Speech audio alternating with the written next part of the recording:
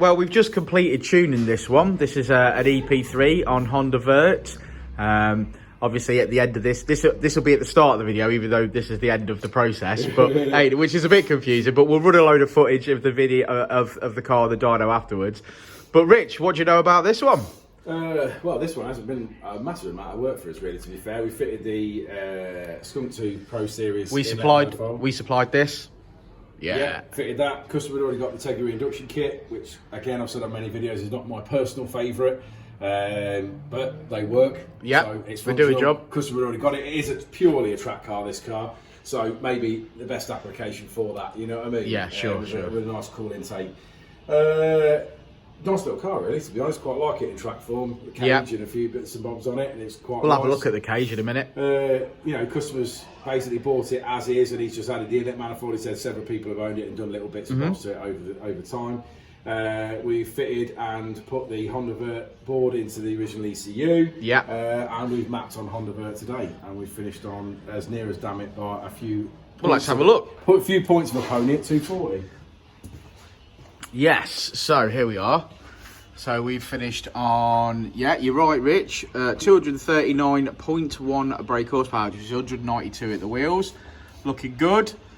You're finding the software joy, aren't you, with the Honda Vert? It's exactly the same as it's exactly the same as using a K-Pro software. There isn't anything any different. You know what I mean? We've not had a problem with anything. Again, other tuners have said they're having problems or could possibly be problems, but we're not seeing any. Again, if we saw any, we'd report on it, which we haven't so far. There's the cage. It's just a real nice, cheap alternative to. Yeah, it's better. It's certainly better value for money, isn't it? Oh yeah, definitely. Yeah, and it does its job. So yeah, fantastic. So we'll run a bit of footage now, guys, of it on the being tuned on the dyno, making some noises, and yeah, that's another one in the bag. Well done, Team Dynodaze.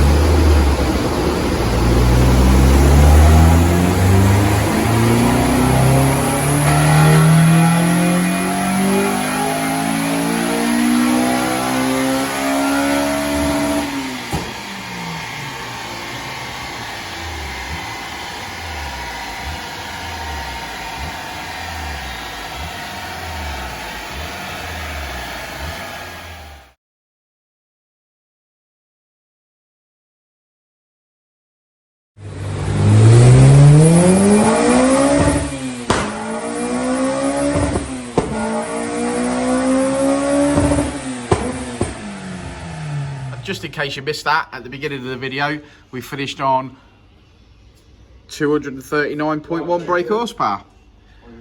Right, let's get on with some more work. Thanks for hanging out, guys. Like and subscribe and all that jazz, and we'll see you on the next one.